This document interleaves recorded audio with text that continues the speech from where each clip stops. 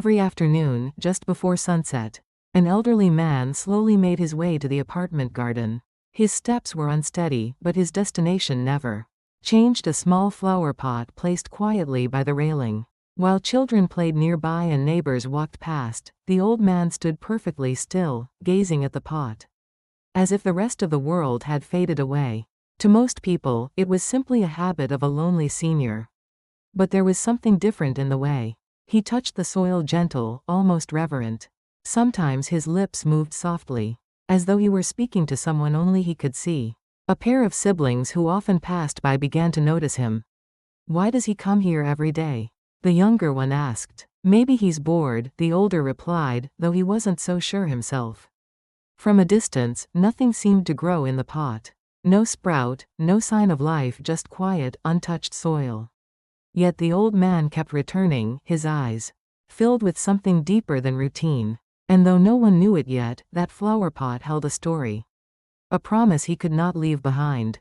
The next morning, the old man appeared again, slower than usual, a small pouch clutched in his trembling hand. After making sure no one was around, he opened it with care. Inside was a faded note and a single dried petal. He touched the petal gently, as if it were something precious. He unfolded the note and whispered the words, "Do you remember this flower from our first date?" His voice wavered. The ink on the paper had faded, but the emotion remained clear. He carefully buried a fingertip into the soil. "Just a little longer," he murmured. "You'll bloom soon and I'll keep my promise." The siblings approached. "Sir, what flower are you waiting for?" the older boy asked. The old man smiled softly. "A very special one. It blooms when the time is right." From a few steps away, the building manager, Ji-yeon, watched quietly. There was a tenderness in his movements that she couldn't explain. It wasn't just gardening. It felt like longing or grief. She began to wonder what exactly was he waiting for. That evening, Ji-yeon noticed the old man again. But this time, something was different. He wasn't simply watching the pot, he was searching through the soil, anxious, desperate. A small box lay open beside him. Inside were tiny tools, a spray bottle, and a new note. "Still no bloom today, but I'll keep waiting." The old man sighed and brushed the soil gently, his hands trembling. "Please," he whispered, "just once more." The older boy approached cautiously. "Sir, is something wrong with the flower?" The old man paused, then shook his head. "No, not wrong. Just important. Very important." The boy didn't fully understand, but he felt the weight of the moment. Ji-yeon stood a short distance away, unable to move. For the first time, she sensed this wasn't a hobby or a simple routine. It was devotion. It was love. It was someone holding on to something they could not let go. She walked away with a heaviness in her chest. The next day, the old man didn't come. At first, people barely noticed. But for those who had watched him daily, the siblings, Ji-yeon, an eerie silence settled over the garden. The siblings approached the pot. "He didn't come today," the younger one whispered. "Maybe he's sick," the older replied, though his voice trembled. When Ji-yeon passed by, she immediately sensed something was wrong. The small box next to the pot was slightly open. Inside, a new note lay neatly folded. She read it with a sinking heart. "I couldn't make it outside today. But I'm still waiting. It's our last promise." The words hit her like a cold wind. Worried, she went straight to his apartment. No sound. No movement. Just quiet that felt too heavy. A neighbor mentioned seeing a shape collapsed by his door the night before. But no one had confirmed it. Then Ji-yeon found a small paper taped outside his door. "If someone checks the flower pot, please let me know how it's doing." Her chest tightened. This wasn't simply a flower.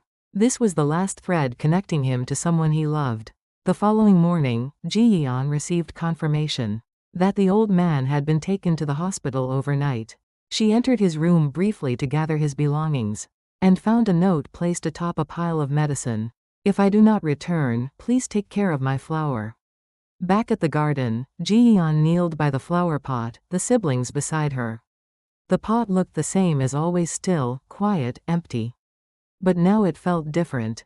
Now she understood everything. The soil was holding his memories, his devotion, his goodbye. "We'll take care of it," the older boy said suddenly. "Until he comes back." Ji-yeon felt her eyes grow warm. Maybe this was what he had hoped for all along. someone to carry on the promise if he no longer could. And still, none of them knew what was about to happen next. That night, Ji-yeon returned to the pot once more. The siblings shone a flashlight over the soil. "Look," the younger one gasped. Something tiny barely visible was pushing through the surface. A sprout. A fragile, trembling sprout. Ji-yeon covered her mouth. "It's really growing at last. We should tell him," the boy said. "He deserves to know." Ji-yeon nodded. "Tomorrow morning. First thing." She wasn't sure if he would still be awake or able to hear it. But hope, even the smallest kind, was worth holding on to. The tiny green sprout glistened under the flashlight. A sign that the promise he lived for was finally beginning to bloom. The next morning, Ji-yeon rushed to the hospital, her heart pounding with every step. She had rehearsed the words in her head all night. "The flower has sprouted. You kept your promise." She hoped desperately that she wouldn't be too late. When she entered the room, the grandfather lay quietly, his breathing shallow but steady. His eyes fluttered open as she approached. "Mr. Kim, the flower, it's finally growing," she whispered. "A tiny bud appeared last night." For a moment, the grandfather seemed to forget the weight of his own body. A faint smile touched his lips. "A bud? She must be happy," he murmured, his voice thin like paper. Just then, the door burst open. His son hurried in, breathless and shaken. "Dad, I'm here. I'm sorry it took so long." The grandfather reached out weakly, his eyes softening. "You came good. Your mother always wanted us to see that flower together." The son glanced at Ji-yeon with confusion. And she gently explained the promise, the flower, the years of quiet devotion. As he listened, his hands trembled. "So that's why you came every day even when it hurt to walk." The grandfather nodded faintly. "If the flower blooms, show her. Let her know I didn't forget." His son swallowed hard. "We'll take care of it, Dad. We'll let it bloom for both of you." Relief washed over the grandfather's face, soft, peaceful, complete. Ji-yeon realized then that he hadn't simply been waiting for a flower. He had been waiting for this moment. For someone to carry the promise forward when he no longer could. The next morning, the apartment complex was still quiet. But something about the garden felt different. Dew clung to the soil, soft and silver under the early light. When Ji-yeon reached the flower pot, she froze. A small bud had finally opened. Just a single, delicate petal, but enough to feel like a miracle. A moment later, the siblings ran toward her with their backpacks bouncing.